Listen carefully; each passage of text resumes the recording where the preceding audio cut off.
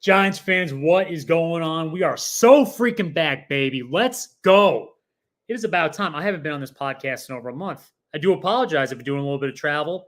I was actually back in New Jersey for a little bit at the shore. Shout out to Lavalette. But it's good to be back. And I'm glad I came back when I did because we got a lot to talk about tonight. Giants fans, good news coming out of training camp. This is what we like to hear. Obviously, some things that are going to have to be dissected that may not be so popular. All right, me and Sean already had a little disagreement backstage. We'll get into that here on the show. But without further ado, Joker, what is going on, man? Hey, what's going on, Spartan, man? Good to be back on with you, man. I know it's been a while since you've been on, so good to have you back. And it's been a minute, and it is good to be back. Sean, I will say this. You were just on with Big Blue UK, right? Or correct me on the pronunciation there. Yeah, I was on the Big Blue UK and Ireland podcast this afternoon because they're, I think, 6 hours ahead of us. Awesome time, man. Those guys are great, huge Giants fans, know their stuff. So Craig and I went on. Craig gave a live update from camp.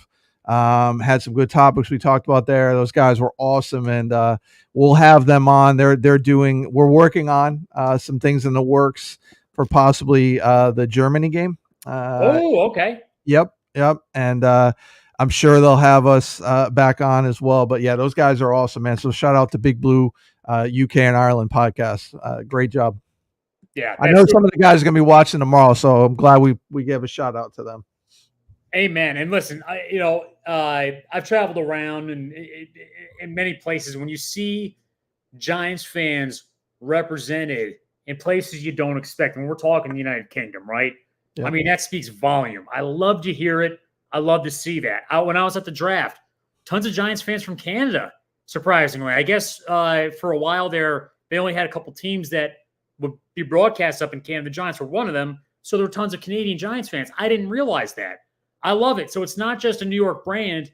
You know, we're international, which is great to see. You know, the Giants family, the Giants community goes beyond borders. That is really cool stuff. Yeah. Well, the funny thing, so two funny things, they have a Craig as well, but he does not talk nearly as much as our Craig on the show. And two, that same Craig, it's his anniversary for the Germany game.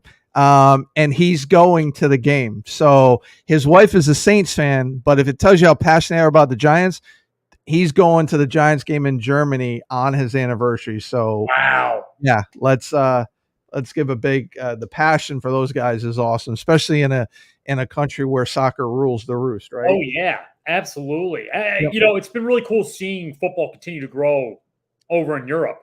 You know, I used to say, I mean, there's no way that Europe could support a football team. I think London can now. I think they certainly can. I think so. I mean, it's huge. Like a lot there. I would agree. Whether or not they do it, I know there's that rumor that Jacksonville might go over there because they do a game a year now. Yeah, they do, and with Khan's ties over there, so that could be a thing. But be tough on travel. I don't know how teams would feel about it. Other owners would feel about it. Where that's one of your games, consistently, or every team's got to go, or however many teams got to go. But yeah, man, listen, I'm a huge football fan. I'm a huge Giants fan, but I'm a huge football fan. So anything that can grow the sport internationally and worldwide, I'm all for it. Amen. Couldn't agree more. Real quick, Crypto, what's up happening, man? I haven't interacted with you in a long time here. Yes, I got on Hard Knocks for about 4 seconds. My royalty lawsuit is not going through, unfortunately. I don't have enough claim to back me. It was cool getting on that TV. I have nobody but to thank but license plate guy. Still, very, very cool experience. But yeah, I think right now the thing that's making me happiest outside of the Giants related stuff is not Hard Knocks. Dude, look at this freaking jersey, man. I got the Century Red that I was criticizing for the first 24 hours, but caved. I caved immediately. When I saw these available online, I'm like, I got to get one. I have to get one. Yeah, that's a Gen Z move right there. It is a Gen Z move. E-commerce. Yeah. I mean, criticize and then change your mind and now support it. Like, right, exactly. It doesn't get much more Gen Z than that, my man. Great job. Absolutely. I was hooked. But you know what? Listen, it's unique. I got to rep Phibbs because he's taking steps forward. There's still people complaining about him. I love Phibbs, man. Yeah. I love the energy he brings. I love what he brought today. And speaking of today, we got to dive right into it, Sean. We got a lot to talk about. Yeah. You remember, and you were talking about it backstage. I don't remember as well as you, but talk to me about last year, 2023, when the Giants played the Lions in practice. Yeah, we got bullied, man. They came in, they had more intensity, they had more energy. It was, I mean, completely different story. They were just throwing the Giants around the field. No other way to put it than we got bullied last year. So payback this year is really what it was. And Dave set the tone with the guys at practice, just saying, "Hey, look, we got to come out from day one. We got to set the tone. We got to have the urgency." And they showed it today, right? They absolutely showed it today. So I love it, man. It's old school Giants mentality, right? Like grit, toughness, some fight, some feistiness to them. Like I love to see it, man. I don't know your thoughts, but I I like it, man. I like it, especially on the defensive side. Yeah. Guys coming, to each other's defense, just setting the tone. And Andrew Thomas with a block on the rookie there, Terrion Armstrong. Like, whoo, let me tell you, Yeah. some good things, today, man. It's funny. You played football at the college level, right? Yep. So you probably know what it's like. I hear about it all the time, but only you actually experienced it. When somebody goes after one of your dogs, you go stand up for them and you fight them. That's just the bottom line, right? Yeah. Funny story, like real quick, Yeah. is that there was a guy that I was a rival with in high school, and all 3 seasons, football, basketball, baseball, we got into a fight. He ends up coming to college, playing the same college with me. And let me tell you what, and to your point here, if anybody started anything with him, we all had his back. So I went from a guy that I was fighting with my senior year of high school, all 3 sports, right? To now here's a guy I'm defending because he's my teammate. And that's just what you do, man. So yeah, it's hard to explain, but it's just one of those things that you always have your teammates back, right? No matter what. It's kind of like family, right? I can argue with my family. I can say something about my family, but if somebody else says something, oh, we're going to have problems. Right. Absolutely. It's like, and at the younger level, like in the youth sports, I mean, sure, you're dealing with a situation where, like, you teach them not to fight out there or whatever, but you always, teach your kids to stick up for your siblings and everything like that. Or you stick up for what's right in school. As you transition to getting older, you see, your boy out there getting roughed with, you stick up for him. It's the bottom line. It's not, anything worse than it's not a bad thing. That's what you have to do. And seeing the Giants do it, seeing them have that leadership, and knowing that Dable supports that 100%, that anybody messes with you, don't be the bully, don't be the guy, don't be the wolf, but be the guy that's going to fight back. You're going to defend the roost. It's the bottom line. So seeing, I think, what was it, 8 fights today? Is that the total? Somewhere around there, yeah. And I think Drew Phillips was in 5 of them, or started 5 of them. So there was quite a few, which, again, I think Detroit wasn't ready for the tone that the Giants were bringing, and I think it caught them off guard. And I like that little bit of chippiness from the Giants. But yeah, I think it was somewhere around that. And like I said, Phillips was involved with at least 5 of them. So yeah. Well, hey, listen, I'd love to see that toughness, right? I mean, you're 22-year-old, you go out there and you stick up. I mean, that's awesome. I mean, I love that mentality. Obviously, the bottom line is they got to go out there and ball out. Yeah. But, even a guy that we used to have, I mean, I always get back to Will Hernandez. He went out there and fought for the dudes. And there was one surprise. There was one guy wearing a jersey even more red than mine that went out there and wasn't afraid to get involved. Dude, I may not be Daniel Jones' biggest supporter. You know that. I've made that well known. Yeah. I love what he did at practice, man. He didn't care that he was the quarterback. He didn't care that, I got the red, I can't get involved in this. No, he saw one of his teammates getting messed with. He went right up in there and started and started throwing the pushes around just like everybody else. He wasn't afraid. What are your thoughts on that? Well, I mean, number one, I love it. Number two, clean shaven Daniel Jones doesn't do that.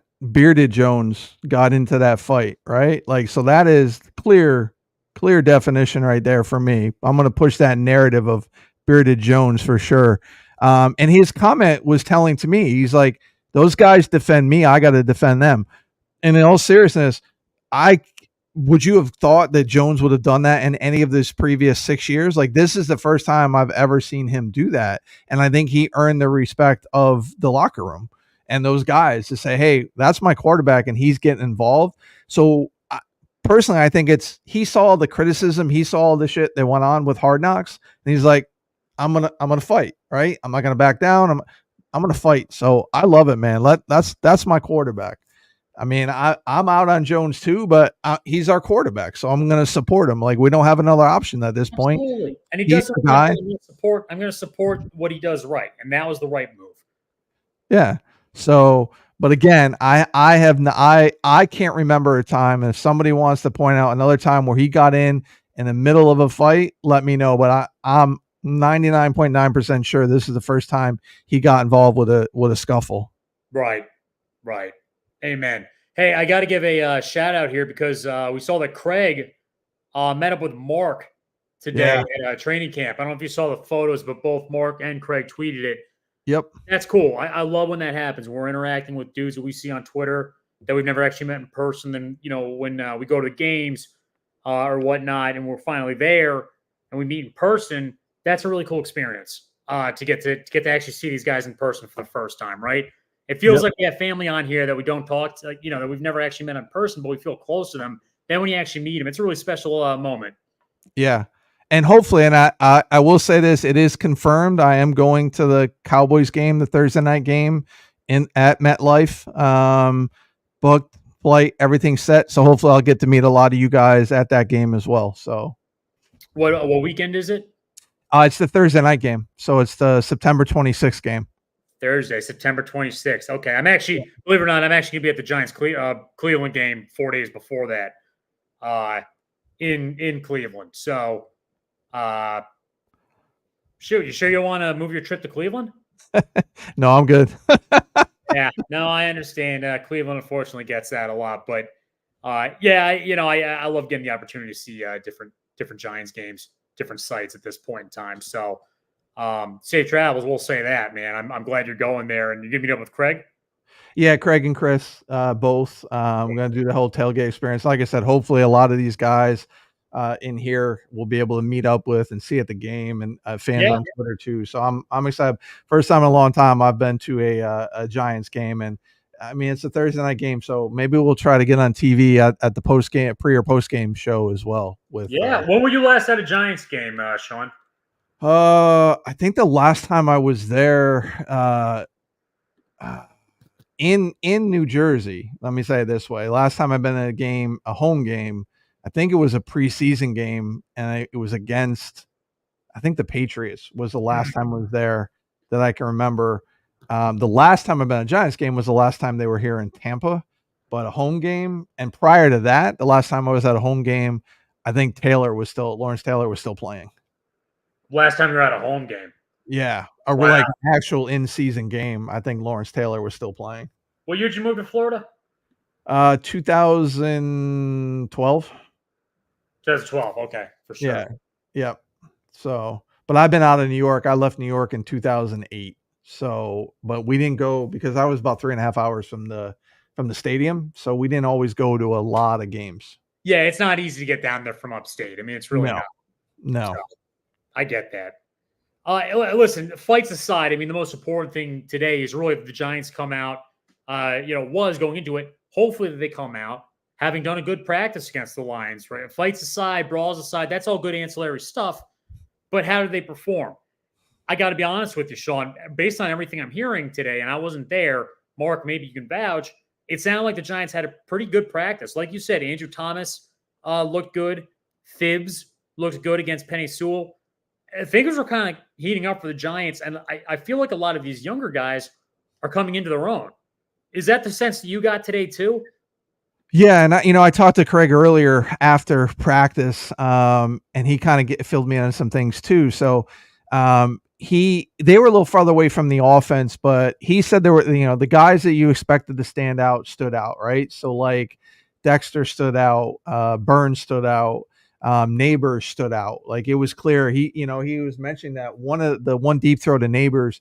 He was like, people were so far away, but everybody saw the ball go in the air and they all turned to look, and all of them, all the fans were just like, holy cow, right? Like, Yeah. so there was things that they did 7-on-7, 11-on-11s, that I really felt good about. And I know we're going to talk about this a little bit later, but looking at Jones, like one of his criticisms has been not manipulating the pocket, not being able to, step up in the pocket, move around, feel pressure, whatever it was. He actually had a pocket, and that one throw to Nabers, which they said was out of bounds, but clearly was inbounds, you could see he manipulated the pocket. So, again, those are the things you want to see at a practice like this is where's their improvement? And that's what I liked. And again, seeing Nabers go up against a good secondary and a good defense, and he's still getting open, and he was 8 for 8, and passes thrown to him. I like the man. So again, I know it's a joint practice, but the things you want to see, they matched up evenly with a team that was one win away from going to the Super Bowl. And that's what you want to see. Like they weren't 100%. overmatched, 100%. Would be very nice to know that won't be the last time the Giants and Lions meet up this year, right? Right. Well, they have a joint practice tomorrow again, and then they play the preseason game on Thursday. So tomorrow will be a telling sign. Can they back up today's performance and do the same thing tomorrow? How do they look there? What I'm really excited about, also a guy like Tyrone Tracy stood out today at practice. And Daboll's play calling stood out at practice today. It's interesting you say that. I mean, I've been hearing nothing but good things about the play, sequences so far, and that kind of felt like the problem. Like, I always thought the Giants' offense the last couple of years still looked better than what it did on Jason Garrett. Man, that was a very basic offense. It just seemed like the sequencing was a little out of order. You're running on second down. We're not finding ways to create big plays. Everybody's going a little short of the sticks here. Dable looks like he's hungry. He wants an offense that's going to go out there and produce. Yeah, and it looks like a whole different identity where they're not going to be run dependent this season, which is nice. They're taking deep shots. Hyatt had a nice catch down the field. He was led nicely, hit him in stride. Slayton had a nice catch today.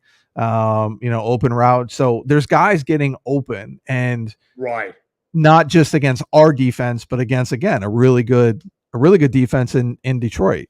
So it says to me that Daboll is scheming guys to get open, which I personally felt we hadn't really done a good job of the last couple of years. And that's not a huge knock on Kafka, but again, just that, like you were saying, that feel for the game, the sequencing and stuff. I just and you hear the offensive players talk about, like, they're really excited about how smart Daboll is when it comes to getting guys open. And I think a lot of guys are going to eat in this offense if the O-line can hold up and give them time and allow receivers to get open. And they did that today from what we saw. Yeah. And, you brought up a couple good points that I want to talk about here. I mean, the first thing is, and I brought up on the screen a little early here, but Nabers balling out. Yep. Look, we got the wide receiver one. There's no questions asked. There's absolutely no question in my mind that the Giants secured the wide receiver one. He is balling out right now. Yep. And he played against some good defensive players in Detroit. I am super happy to hear that he is going out there and doing exactly what the Giants expected and exactly what the Giants wanted, right? We didn't have a guy that appears that it's going to be a development thing. Obviously, knock on wood, but the dude's going out there and he can already play with the big dudes. Yeah, I agree, and he's not backing down, and he's got that alpha mentality that you really need, and I'm hoping it rubs off on the other guys, which it seems like it has. Like, you see, Wandale and Hyatt kind of showing a little bit more of their personality than they had. And I think he'll be infectious on the rest of the receiving core, at least with the younger guys. Like, Slayton's going to be Slayton. I don't think he's going to change much with how he does things. And I'm not talking performance wise. I just mean personality wise. But right. I think Wandale and Hyatt are those guys that will take on a little bit more of those qualities, and he's going to make the receiving room better. Just by, he's going to get double teamed at some point, and other guys got to step up. And that one throw today again on the sideline that the official ruled out of bounds, but clearly he was in. That I don't think that's a throw that Jones makes last year to anybody. Because he wasn't clearly wide open. Well, I just wonder if he just wasn't like pushed to make those kinds of throws. Like, was he pushed to be a little bit more conservative? I mean, I do tend to blame him for all these things, but I don't know what he's being told himself. Yeah, I don't know. We never heard if Kafka. I mean, we know under Judge and Garrett he was to not take chances. So did he still have a lingering effect 2 years later? Who knows? Or did he just not trust the receivers? Right, like Right. that's a big thing. We know Eli talked about that all the time. You have to have, Manning said all the time, you have to have trust in your receivers, and I never felt like he had the trust in the receivers other than Slayton. And then I think he lost a little bit of that when Slayton had those big drops, right? He didn't feel like, hey, I can take that chance. Neighbors came in and said, look, even if I'm not open, throw me the ball because I'm going to catch it. And he's proving it Exactly. up to this point. You know what I mean? So I think that's going to be good for Jones. Of maybe he'll take some more chances now. I mean, who knows? It's to be seen, but I, from what I saw today, he was making throws that he wasn't making before. Yeah. Yeah. I mean, again, all these absolutely excellent points. And you brought up one that I wasn't even planning on covering, but I totally agree with you. Neighbors being able to stretch the field and possibly take the double coverage, right? Even if that limits what he's going to be able to do in a game, it only enables the other Giants wide receivers to be better themselves. Yeah. So that's one aspect that I'm looking most forward to. It's kind of like the edges. When you have a good edge, makes it better and easier for the other edges. That's why Burns and Thibs, I expect them both to ball out this year, right? Yep. Wide receivers, though, like a rising tide lifts all boats. And so I feel like that's going to happen to the Giants receiving core. I know Yeah. there's Imagine Wandale. Sorry. Imagine Wandale with a wide open middle of the field catching the ball and a lot of room to run. Right. Like, speak it into existence, my man. yeah. So those are things. And again, I mean, it's all got to translate to games, but these are things that you're seeing that it gives you a little bit of hope of like, all right, we got some talent now. Let's see what we can do with it. And if we're looking at like Slayton possibly, like, he's not getting a lot talked about a lot. He's not getting as many, rep or not reps, but balls thrown to him in practice, at this point. When have we had that in a while? Right. Like, Yeah. Like Saint was our big producer, and now he may move down to wide receiver 3 or 4 at this point, and That's that's it. it's not a bad thing. Hey, real quick, just want to give a shout out. We'll continue because there's more to talk about tonight with Giants training camp. A couple more points there, a few other areas that we want to go into. But while we have everybody out here, I just want to give a shout out to absolutely everybody. Real cold. It's good to be back, man. I miss your commentary. I live for it. I'm so glad that you are here tonight, Bill. The Tommy team. I don't know why I showed that line, but Bill, I've seen you comment in here quite a bit tonight. I just want to say what's up, man. We appreciate your support. We do realize that you and Crypto have become best friends because you both live in California. We've been seeing those comments going off. So glad that New York Giants are representing, at least the fans are, in Southern California. It's good stuff. Like we said, we like the international brand, but also being on the other side of the coast within the domestic United States is awesome as well. If either of you want to invite me out there in February while I'm freezing in Chicago, please give me a call. I'm happy to take a free vacation. Mark, again, man, we saw you today. Shout out to you. George, what's happened? Saw you on Hard Knocks. Yeah, yes, sir. Got a nice 4 seconds of fame. The royalty lawsuit is still pending, if you will. It hasn't quite gone through yet. And then there's one more.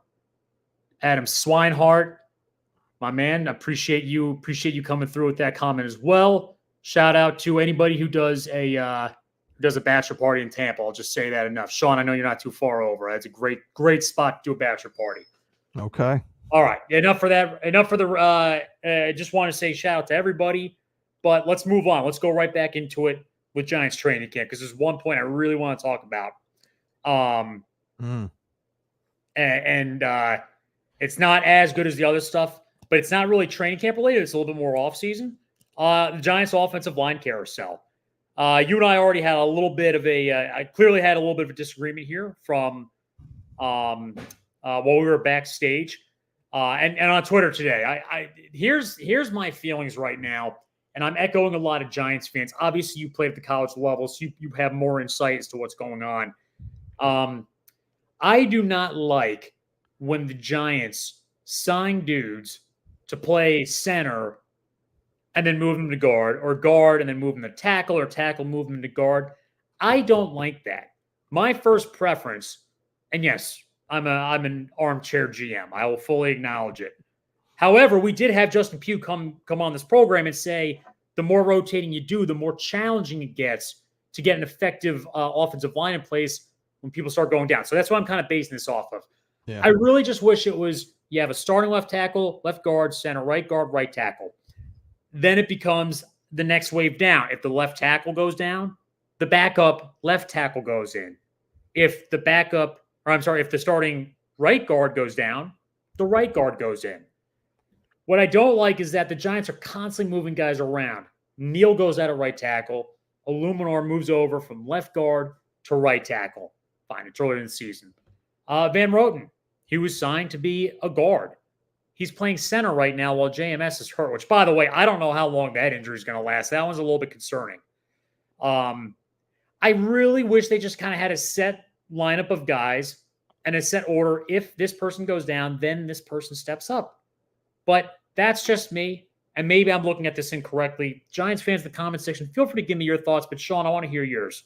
Yeah, well, listen, you're not the only one that feels that way, and a lot of people on Twitter. And I put something out where basically said, look, we have to get rid of the mindset that Bobby Johnson is still our coach, right? Like, Carm Brasillo is not Bobby Johnson. So to your point about Van Roten going to center, a couple things there. Number one, he worked next to Illuminor in Las Vegas. So it's not a big deal when he moves over again to right guard because they already have that relationship. They did well. They both did well there, right? Illuminor, we knew that was the plan. Like, he was coming in as left guard, but he was going to be the backup right tackle. He's got the experience there. So there it is. My take on Van Roten going there is, here's the thing. We now, with our certain depth, and Aaron Stinney, by the way, is no slouch playing guard. He was on the Bucs championship team. I don't know if there was one or two. But he was on that Bucs championship team that won the Super Bowl. So okay, 2020. Yep. So you can't overlook that fact that now you have a championship caliber guard that's coming in, bringing that to the offensive line. If you want to have the 5 best guys out there, so going from center to guard is not a big deal. Like Pugh's point was, if I'm going from one side to the other side, that's a different thing. If I'm going, from left tackle to right guard, or left guard to right tackle, or left tackle to right tackle, that's a different thing. When you're going from right guard to center, it's not as big of an adjustment because you're not switching hands, you're not switching sides. You just really have to learn, the blocking schemes, the calls, protections, things like that, which Van Roten, the other thing I'll say is what's different between Brasillo and Johnson was Johnson would take guys that had never played the position before or had limited experience and then would put them there. Van Roten's played the position, done pretty well at it. They're learning them there. Ultimately, and again, I just have a different take. These are the things that don't bother me, right? Okay. Because you want to have the 5 best guys on the O-line, whatever that is. You don't want to. I totally agree with that. That's a good point. Right. And I understand, like, they signed Slotman and whatever. Well, they sign them and then they come in and they see something that they don't like, right? Or maybe he's worst case. Whatever the reason is, I'm going to put my faith in Brasillo because he's got the proven track record right now. He's got the stats to show he had the, in Vegas, he had the top 15 league and he did that there. And it just seems, I know the Giants have done it year after year, but it also seems there's more of the league that is doing this now. Versatility is really big against the O-line because, again, you want to have the 5 best linemen out there at any given time. And what a good problem to have now where we can use a guy who, all right, we're thinking it's going to play right guard, but now he can also do center, right? Like, our depth have gotten that much better. So I get a kick, and again, no indictment on you, but I just get a kick out of people are flipping out, or it's almost like we have to have something to get upset about. Like, if other things are going good, we have to find something to complain about. Like, so it just doesn't bother me. It does not bother me, and if you pay the backup, and maybe Cole put up a point, maybe they did. Maybe they signed him thinking he was going to do something better and they got into camp and maybe he didn't. Like, we're not hearing why they're using Roten there. But again, they didn't have Van Roten when they signed Slotman. They didn't know he was an option. Now he's an option. So you adjust. How many times have we complained about, Giants waiting too long to make a change or doing the right thing, right? They're not doing that now. Like, if they made a mistake with Slotman, then they moved on and they're fixing it, right? So I don't know. You can't have your cake and eat it too, right? Like you can't complain that they don't move on from guys, they don't make adjustments quick enough, and then when they do, you're complaining because why can't we just keep guys at the same spot or play the backup center we played? Well, if Van Roten is better, I don't want Slotman out there just because we gave him a 2-year contract. I want That's the a good 5 point. best guys out there. That's all I care about. Yeah. Yeah, and that's definitely true, right? I mean, the bottom line is if Van Roten's going to give you better odds, then go for it. I think the issue really hits a little bit more when you're doing this in season. When you do it in season, that's when things start falling apart. We're pretty early on here. Van Roten can learn the assignments of the center, and as long as the dude can shotgun snap, I mean, he should be able to get, accustomed. I guess what it comes down to is you brought up a good point with we need something to be angry about. I think what should frustrate Giants fans more than anything is not necessarily that the offensive line is rotating early in the season, but perhaps it's that we have 2 younger linemen that are already injured. Neal, right? I'm a little less concerned about that one than I am JMS.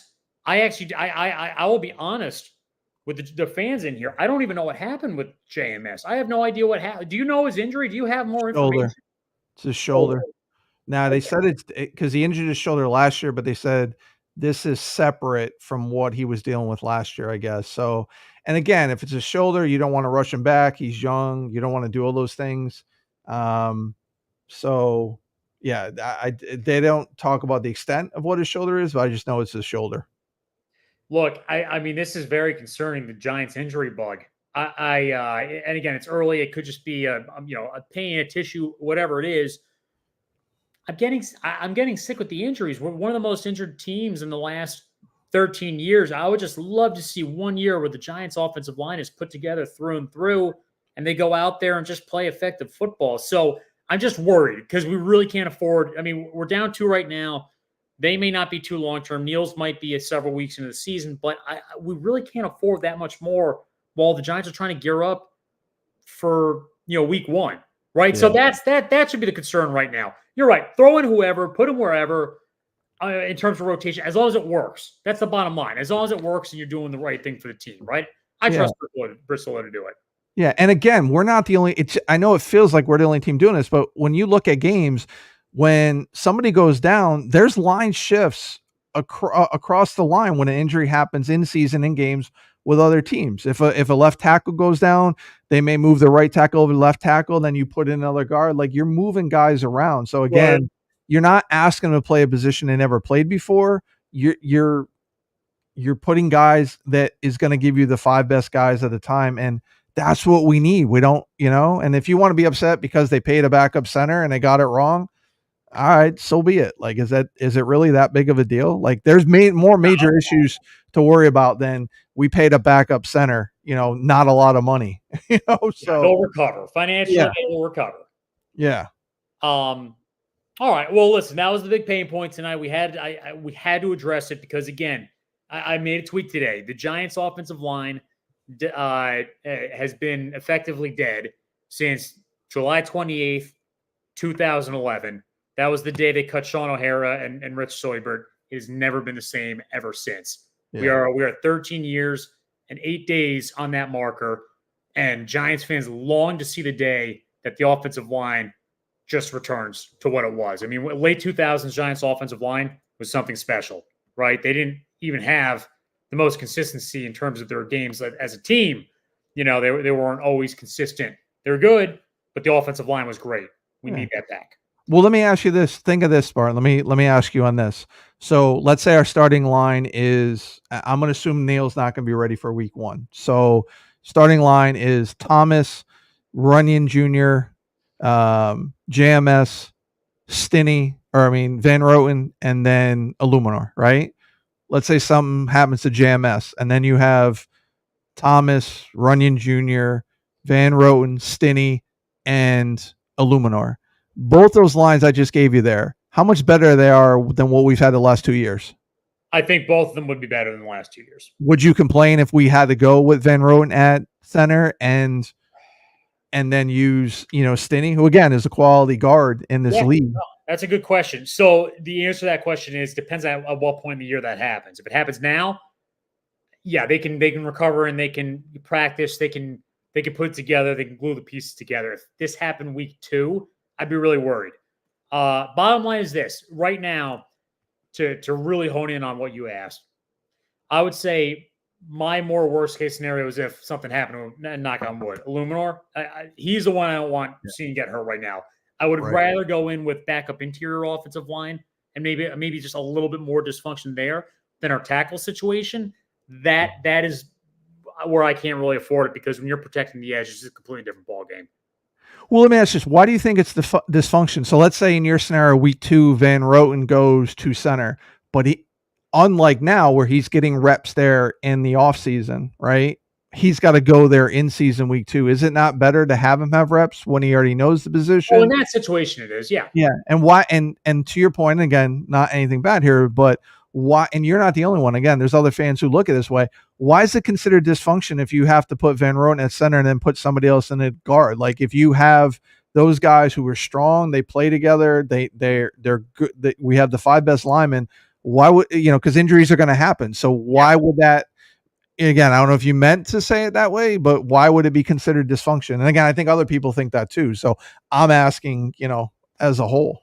I think what Giants fans are doing is they're basing off what they've seen the last couple of years, the rotations right mid-season, and that's kind of alluding to like, hey, listen, we saw this last year and it worked out terrible because that was the worst offensive line really in football history. I mean, that was almost as bad as it could possibly get, right?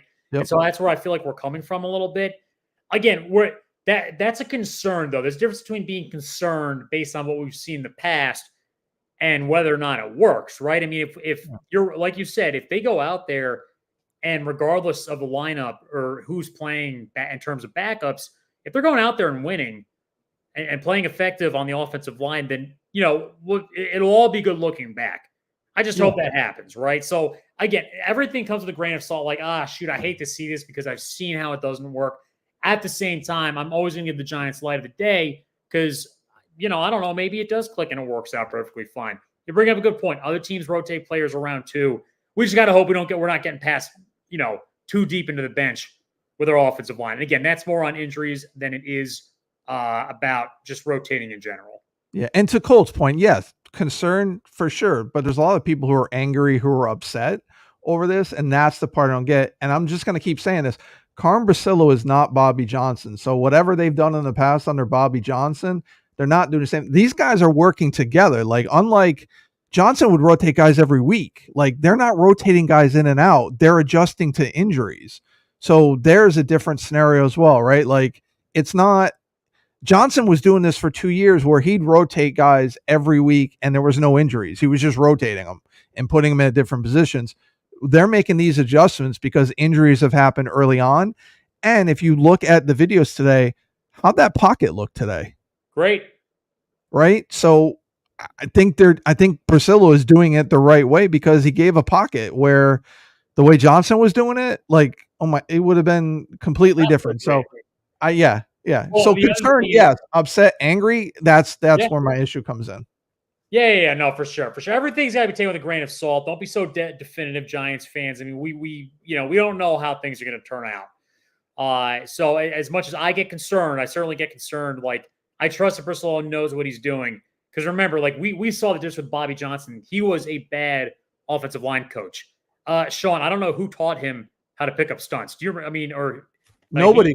Clearly, nobody did because they couldn't pick up stunts or twists for 2 years. Yeah. So, and now look, I was angry when they moved Zunu for no reason. They moved him from guard to tackle when he was out playing Bredesen, in my opinion. So there's definitely things I get upset with about the O-line, but again, like, yeah. Craig, this is kind of like in like a Marvel movie where a couple of the, like, it's one of the normal character storylines. Like if it's like an Iron Man movie and then like Captain America makes a grand appearance. That's what it kind of feels like right now. Like, whoa, we didn't think Craig was coming in here tonight. And your camera's frozen. And and you're gone. Oh, you're back. I'm back. Oh, no. Yep. There he is. The big star is here. All right. Let's not get crazy. Craig, I feel like we haven't talked in a minute. Well, you're living the life of a new husband. You're out and about. That's right. I'm using my wife's money to buy more Giants jerseys. Look at this, Craig. Dude, that is pretty. Again, I'm not a red guy, but that does look pretty sweet. Yeah. No, I didn't think we'd ever really have to wear red again with the Giants, but I had to do it. I had to cave. But look, we were just talking today about just real quick, Craig, while we have you, before we're kind of going to a few ancillary points after this before we kind of end it. But just want to hear your thoughts on the offensive line carousel because we had a very good interactive dialogue on it. Yeah, nasty. Definitely there is an attitude there. I think Van Rotten or Van Ruten, depending on how you want to pronounce it, just absolutely brings a blue collar Nick Gates, but better athlete to the table, right? He's got experience. He's won, he's lost, he's played next to Illuminor. So those two know each other really well. So there's some continuity there. Runyon played great. Him and Strahan were hanging out today, with the whole John Runyon Sr., Strahan, history. And JMS doesn't have to rush back because I think that, they've got two guys that can snap if necessary. Gotcha. And Thomas is Thomas, right? I mean, he's still one of the best. So you're not concerned if Van Roten has to go in, even though he was signed as a guard. You don't care that he has to go in for JMS while he's dealing with the shoulder injury. No, I don't because it's so early, right? It's so early. There's plenty of time for JMS to heal up right, or he may take an extra day, an extra week. But no, I'm not concerned. What I'd like to know is Illuminor and Van Routen played next to each other at Vegas. Does Runyon have to move over? And then you look at the unofficial depth chart today that came out around, 3:00. And they have John Runyon Jr. at left guard and Illuminor as right tackle. Yep. So so I'm very happy with the line today. The Lions are nothing to ignore. I mean, one game from the Super Bowl. Yeah, 100%. Before we move on to outside of the practice, was there anything that really caught your eye today? Anything that you want to touch base on? I mean, we kind of talked about everything. Obviously, the fights. I mean, there were so many fights there. I heard that you and Mark B started roughing up a couple Lions fans. Is that true? No, I was not roughing up any Lions fans. My roughing up days are long past because they usually result in jail time, and it's not a fun place to be. So there's no roughing up. However, quickly standouts out of the gate.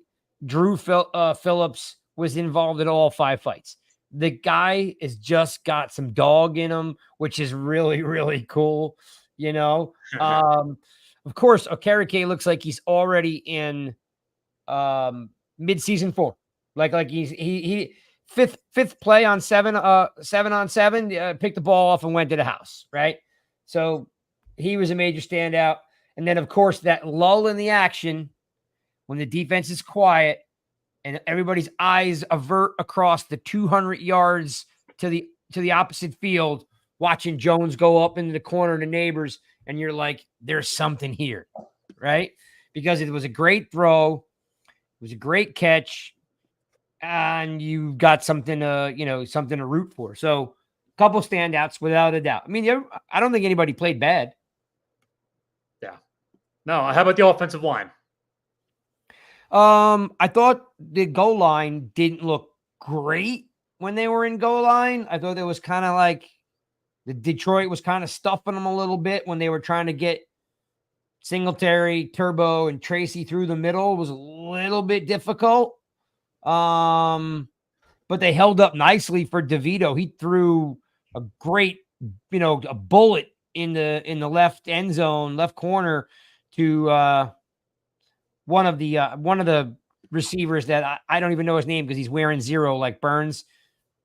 Giles, maybe. Yeah, Josh Giles or John Giles, I think. Yeah. So again, line looked okay. It would goal line looked a little clunky. Okay. All right. Fair enough. Listen, as long as they put it together and they have an effective offensive line by the start of the year, but just curious to hear about that. All right. Outside of practice today, and they'll have one tomorrow, if I'm not mistaken, right, Sean? Yeah, there's a joint live practice tomorrow too. Got it. Let's just go into a couple rumors that have been out there, and the one that resurfaced that I had seen, or one of the maybe it was Dunleavy who said that there were rumors that they were looking to cut Bellinger this season. Have you heard validity to this? Because I saw that one get resurfaced today. There's rumors from inside the building about that. No, nobody's cutting a guy that's on his I couldn't rookie imagine. contract. Like, that would be wild to me. I think it's at the point where people just need something to talk about. So when there's a lull about a player, they're like, "Oh, he's on the hot seat. He's getting, he's going." Like, no, Yeah. it's just like fodder. It's bullcrap. Like, I mean, realistically, one, rookie contract, he's cheap. Two, we already know he's probably the best blocker that, at the tight end spot we have. He's the number 2 guy. Like, he is the number. I mean, at worst comes to worst, he's the number 2 receiver. He's not going to get bumped to 3. Yeah. And like, you know what? It's cool that he flies below the radar. That means he's healthy. He's just doing his job. And we all remember 2 years ago, I mean, the guy got his eye socket broken. I mean, and came back to play. I mean, so the guy's tough as nails. Like, there's no reason for Bellinger to be going anywhere. It would be ridiculous to cut Bellinger because Cager can't block at all under any circumstances. Myrick can't catch under any circumstances. So Bellinger's still your number 1 from a all-around perspective, and Theo is probably going to catch a bunch of balls. Yeah. And then you have Manhertz and Stoll as your 2 blocking tight ends that just are going to block, and that's it. So, yeah. And Stoll's what? Tampa Bay? From Tampa? Yeah. No, Philly. Wasn't he Philly? I thought one of them was from Tampa, but maybe I'm thinking of the lineman. Stoll's Philly. Manhertz came from Denver. I don't know if he played for Tampa before or not, but I know Manhertz is huge, by the way. I mean, he's absolutely a big huge. dude. Yeah. Yeah. But no, Spartan, I don't think there's anything to it except for like people, like I said, either they're making something up to create some. We gotta be careful. Some of these writers are friends of the show, and we've had them on before. Oh, I'm talking about the fan base, not the writers. Oh yes, Twitter GMs know nothing. Yeah. I don't think there's any validity to it. Nobody. Listen, I can name 5 other guys that cut before him. Yeah, I couldn't see it just because of the depth chart as it is a tight end. Like, I don't really know how we can shake getting rid of the tight end number 1 on the unofficial depth chart. Right. If Theo's going to work, he's a 4th, 5th round pick. I mean, it's going to probably take him a season to come into his own if he actually does end up doing that. But there's no promises there anyway. Yeah. So, and he's one dude that I want to see in the rotation more this year, Bellinger. Like, I want to see him getting shots. It was a little bit of a waste last year, in my opinion. Yeah, well, because he actually had to play right tackle. Yeah. Right. Yeah. He's used the block way too much. And it's a nice 1-2 punch when you got Bellinger and Johnson. I think I think Johnson's going to surprise some people with what he does this year and how much of a weapon he's going to be. I'm hoping. And again, I think you're going to have a tight end combo, in my opinion, that you haven't had in a while. Like, you think back to, Bavaro and Moat type combination. That's what I can see happen there, because he's an athlete, man. He's an absolute freak of nature. Oh yeah. So, he made some nice catches today, Craig. I don't know how many you saw, but some of the videos that were out there, I mean, after the catch, he's got speed to him. So yeah, I love me a little yak. Yeah, and he's like, when you look at him, you're like, he's huge, and then you put him next to Bellinger, and you're like, wait, Bellinger's even bigger. It's just that Theo's just really wide, like tree trunk wide. You know what I mean? Like, his shoulders are the same width as his hips. Where most of these guys are carved out with a smaller waist and the bigger shoulders.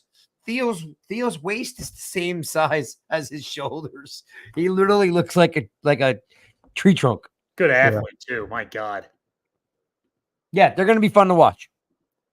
Let's go on to another news from the Giants. Corbin released. Christian Holmes has been picked up. What do you make of these moves, Craig? I mean, I don't know. I mean, you watched Flott today. He did not look great. It could be where they were really looking for him to make some plays today and nothing stood out. Like Drew Phillips, you couldn't help not notice how good he played, right? And I don't think they find Flott like jumping out. I mean, again, I said this earlier today on the recap I just threw up on YouTube, is there could be a miscommunication a couple times. It could be that they're not grabbing Bowen's system right away. I don't know what the answer is, but it looks like Flott is not going to be the outside guy. And if he's not, if he goes back in a slot and McLeod goes outside and Jalen Mills is hurt, you know what I mean? Like you're starting realizing, maybe they should grab some more bodies. Yeah. What about you, Sean? What are your thoughts? Yeah, I mean, listen, bring in guys, let them compete, make the bottom of the roster better. He's got special teams experience, so, that can help as well. But if you're constantly improving, if you make the bottom of the roster better, then that's making your whole team better, So I'm all for it. Bring in guys that can compete, bring in guys that are going to be better than what you have, and make the team better. That's what you need. You need a strong roster top to bottom. So not every signing, not every pickup needs to be a stud, needs to be a star. Like, you got to make the entire roster better. So, it is what it is with him, right? He's the bottom of the guy. He can be a good special teams player potentially. Maybe he makes some noise at cornerback, but again, make the bottom of the roster better. Mm-hmm. Amen. I think also too, just like if today, and maybe I'm just jumping the gun, like I don't want to be the raising the red flag, right? Because I don't want to be like reactionary, but something tells me you're going to see a lot more McLeod tomorrow. I would love to see it. Do we really feel that excited about Fly?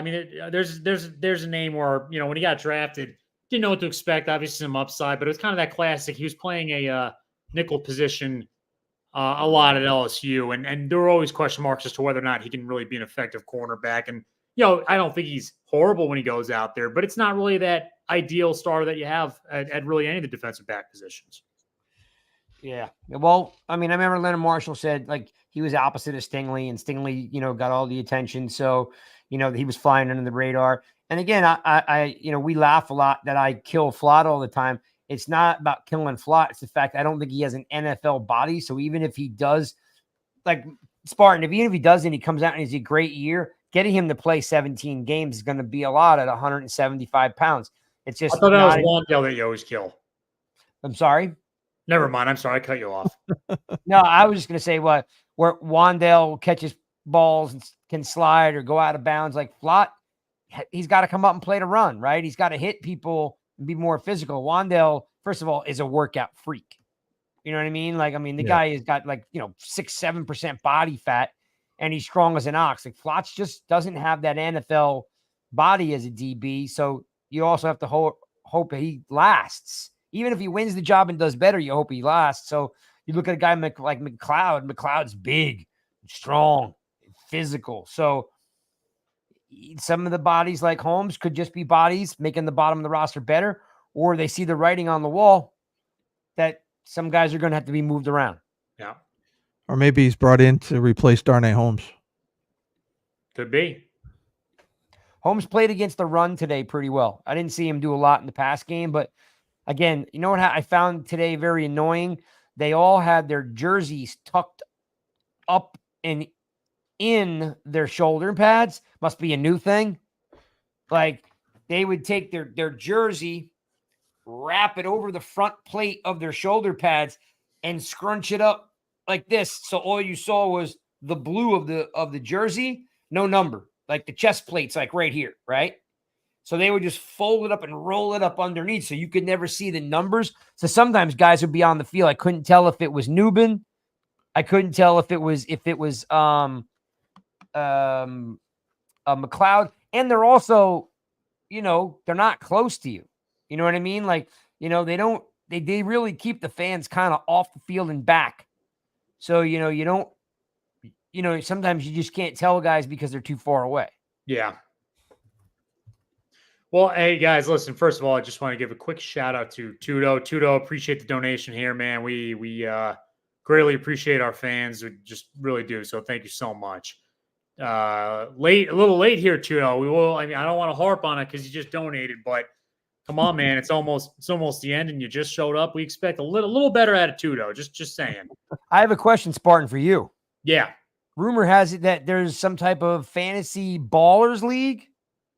There is a fantasy ballers league, and I got a lot of people reaching out to me that can't wait to play.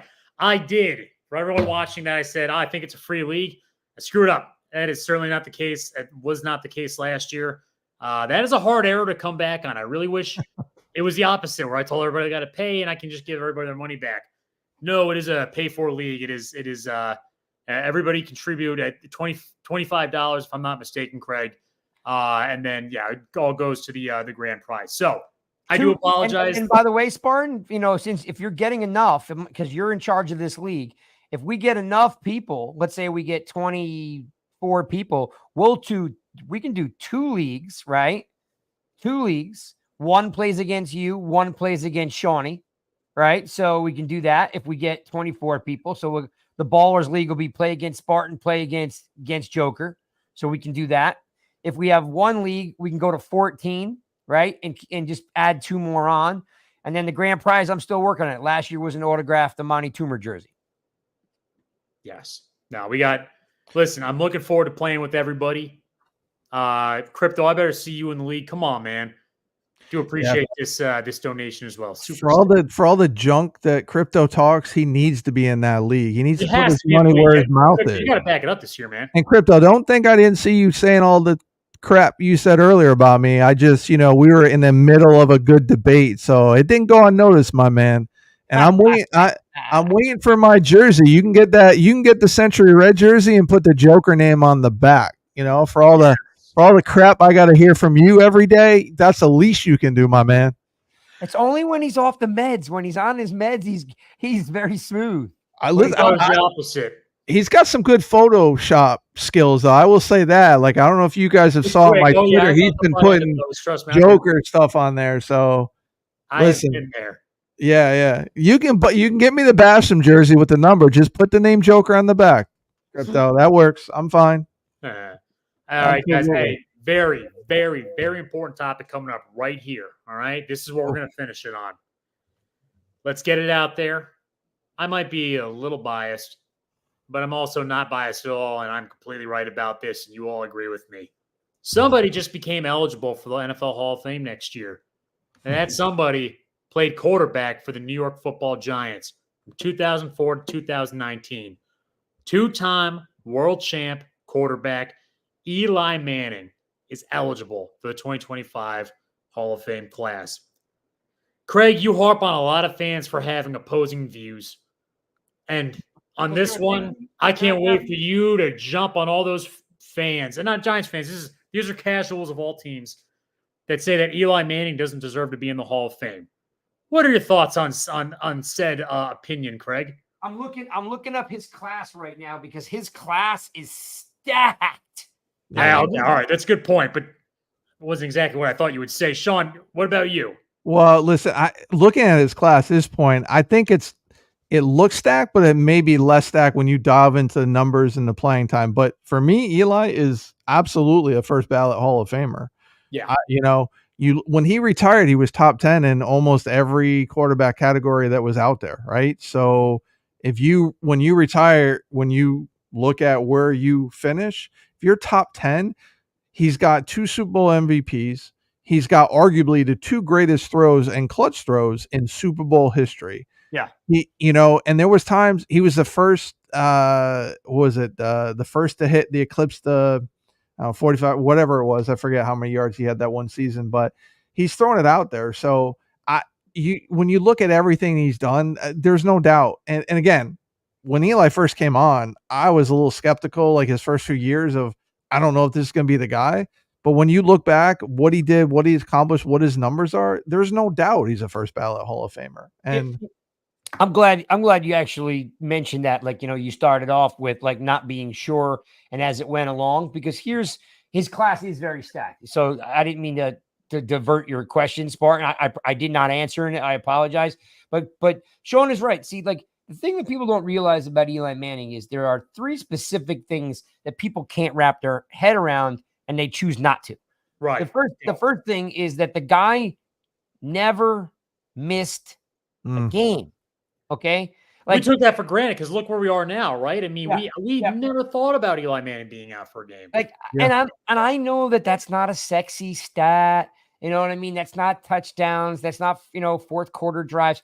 But I mean, if you're a football fan of any team, you have to realize that you're only as good as how available you can be to your team. And then this guy never missed a game. I mean, look, we all know in that San Francisco game, he got bludgeoned. He got crushed. I mean, that was the tough. By the way, here's a controversial opinion because you brought up this game. I don't think the Giants' second Super Bowl is or his second Super Bowl is what earned him the Hall of Fame. I think it was the San Francisco game 2 weeks before. That was the toughest football game I've ever seen a quarterback play. And the two best games. Here's the thing. Let's back it up, Spartan. I'm so glad you said that. San Francisco and Green Bay are the two best games he ever played. Yeah. I mean, and those are NFC championship games. So, and they were much better than the Patriots that year, by the way. Like the fact that he crushed the 15-1 Packers in Lambeau and then beat that was one of the best defenses of all time. Him and Plaxico Burress were a 1- and 2-man show. They played a 2-man game, and they made Al Harris, which I understand Al Harris was a Pro Bowl corner. I never thought Al Harris came from Philadelphia. I never thought that Al Harris was great. But to answer your question, Spartan, is so the one bucket is the guy was there every single week, right? He was a great fourth quarter quarterback, right? Which again cannot get to be dismissed because John Elway, right, lost all those Super Bowls, but he was a great fourth quarter comeback. He'd come all the way back and then they'd lose in a Super Bowl. Like fourth quarter comeback means everything's on the line. You're on fire. And by the way, the clock's ticking when you die, right? Because he's behind and he comes back, right? The fourth quarter comebacks are great.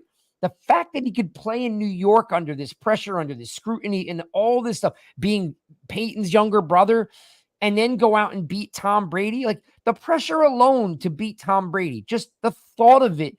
If you're a human, you realize how hard that is. If you're saying, hey, I hate to do this to you, but you got to play against the game's best. Sorry, most likely you're going to lose.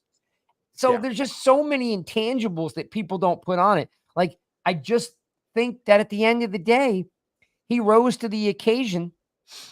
He was never a top 10 QB in season.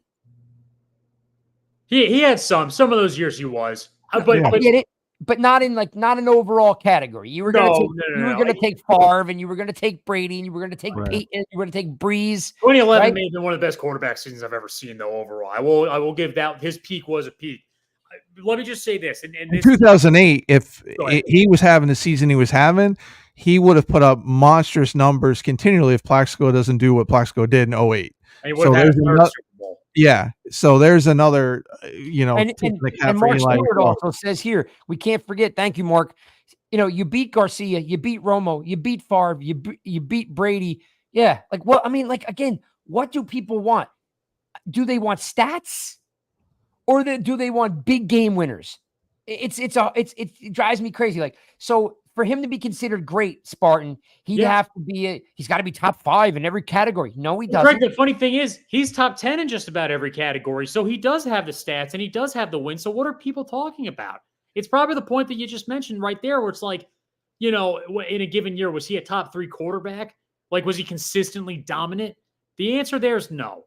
But you need 2 out of 3 things, in my opinion, to make it to the Hall of Fame: championship success, consistency at the peak level, and then just all time. You do have to have some all-time longevity production, in my view.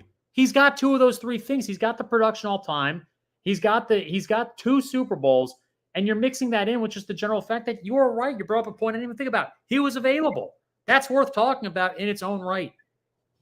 Yeah. I mean, and imagine he probably beats Rodgers a second time if any of those receivers, if Odell and Shepard can hang on to the ball in that Green game, he probably beats Rodgers a second time in the playoffs.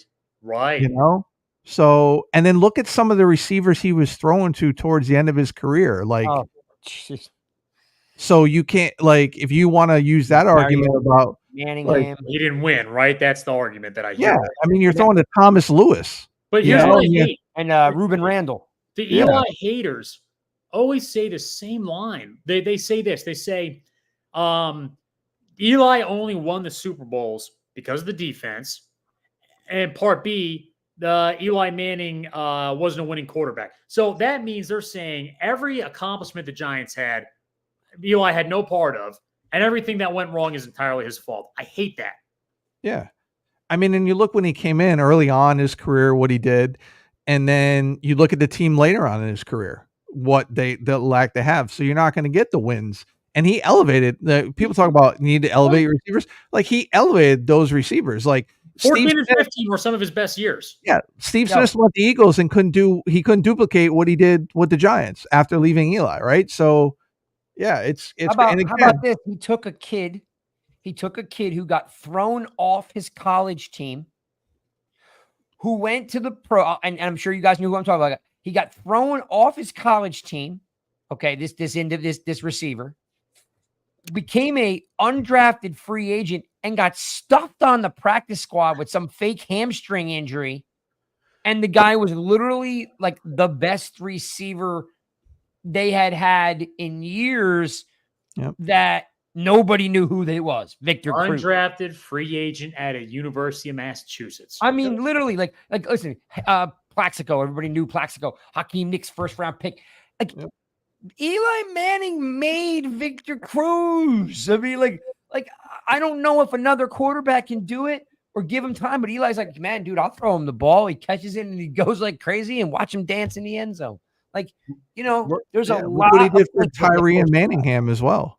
Like both those guys are in history now because of Eli Manning making the throw to both those guys, right? He chose to go to them. He gave them the opportunity, and there's what it was. So, you know, and you think like they talk about interceptions. Well, Peyton Manning set the rookie record for interceptions in the season, right? So that's what I don't get. Like guys they think that only certain guys like, okay. And mine and Craig's generation, like Marino he was the best physical quarterback that was out there. He just didn't have the teams around him to win more Super Bowls. Right. But you wanted Joe Montana as your quarterback in that era because he was winning head of teams. He did what he did. But as far as gifted, you know, Marino was the far more gifted. So you got guys now, they talk about, well, you know, Aaron Rodgers is one of the great. Yeah. But how many Super Bowls has he won? So that matters because he's had the teams. You know, Rodgers has had the teams to win Super Bowls. And it won't matter, Sean. It won't matter but being a guy that's been sitting in that stadium for a long time, Eli Manning had an absolute terrible offensive coordinator for his entire career with Earhart. He sucked, right? I mean, he literally was horrible. If he was with Bill Walsh, right? Or if he was with Mike Holmgren, okay, or if he was any of these offensive gurus, Eli Manning probably would be a top 5 quarterback all the time. But he was stuck with Earhart. What's that? Who did you say was the offensive coordinator? Are you talking about Gilbride? He had oh my God. Wait, hang on. Let me look up the year. I thought Gilbride, and which, by the way, you bring up a good point. I don't think Gilbride was ever really that. We talk about play sequencing. This guy wasn't really that great at that either. He won us a Super Bowl or 2, and fair enough. But you know, I mean, you're not really bringing up that bad of a. You're not bringing up that bad of a point, Craig. Yeah, real cool. I remember my uncle saying this. He had Gilbride. I do too. That was a popular name that a lot of people call him. Every time we played the Eagles, man, it was draw after draw. So he was the as I'm saying, it was Earhart then Gilbride because Gilbride became the offensive coordinator in 2007. 3 years prior to that, it was Earhart, and if you remember, I'm the quarterback coach. Gilbride was the quarterback coach, and then the other guy quit because he didn't get the job. I got to look up his name now. I'm forgetting the two guys got in an argument and there was a little bit of controversy because Gilbride got the job, but he never had this kill drive. That's right, Cole. They used to call him kill drive. He just never really had this potent offense, right? No. He never really had this like. I mean, dynamic- McAdoo may have been his best offensive coordinator, and that's saying something, right? And they were Tiki centric for the first 4 years of his career. Yeah. You The know? one thing that Gilbride didn't, I mean, listen, he had Eli take shots, and Eli could take those shots and succeed, right? I do miss that a little bit right now. We haven't seen it. I get the team's completely different, but like I watched a highlight, I think it was Giants Rams 2005, 2006, and you just see like Eli Manning just going out there and tossing up 3 touchdowns, short 2 interceptions, but we knew we were going to win the game. Yeah. Well, what Eli was really good at was Huffnagel. Huffnagel. There's the That's guy. what it was. I kept saying it was Huffnagel. Huffnagel. Yeah. Yeah, and they got rid of Huffnagel for Gilbride, and I was like, oh yeah, it's from the frying pan into the fire there. Yeah. You got Bobby Johnson, huh? Hey guys, listen, I do have. Let's shut down shop. It's been a nice time. Craig, your surprise appearance has been greatly appreciated. And I'll leave you with this, Spartan. I just did a 10-minute YouTube video on the recap. I took my notes today. I took everything that I saw. I recapped it on YouTube, and I threw it up on the YouTube channel right now. It's a quick 10-minute hit of everything I saw. It is a little defensive heavy because they took the Giants offense and put them on the other side. Really hard to get a wrap around. So if you want offense, guys, go to Ryan Dunleavy. Go to Sean Marash. By the way, prayers to him and his family. His father-in-law suddenly passed away today. If you haven't seen that on Twitter. So, just give a shout out to Sean. He was on our show last week. Prayers up, my friend. And, hope you and your family are holding tight. And, but they were there more on the offensive side because the press is in a different place than the rest of the fans. Well, yeah, I appreciate you. Appreciate those words. Prayers up for him, no doubt. We'll wrap up the show. Just say, listen, Giants fans, we got a lot to look forward to. Today was a good step in the right direction. So let's hope the Giants continue down that path. Craig, thank you for all the updates from camp. Sean, it was good being here with you, man, and starting and just going down the list of all the things we're excited about. So, Giants fans, appreciate you all. Have a great week. We'll catch you next week. Peace. Oh, 1 second. I was going to end with something. Hold on. And then we'll end on this.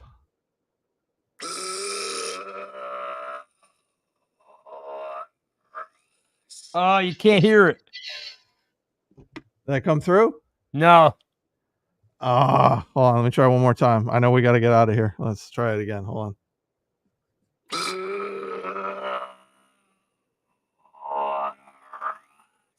No, it doesn't come through. It gets digi. I know it's the animal thing, right? It's the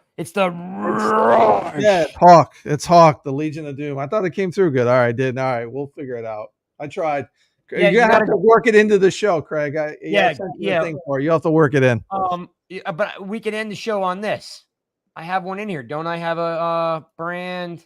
Where's oh, here it is. We can end the show on this.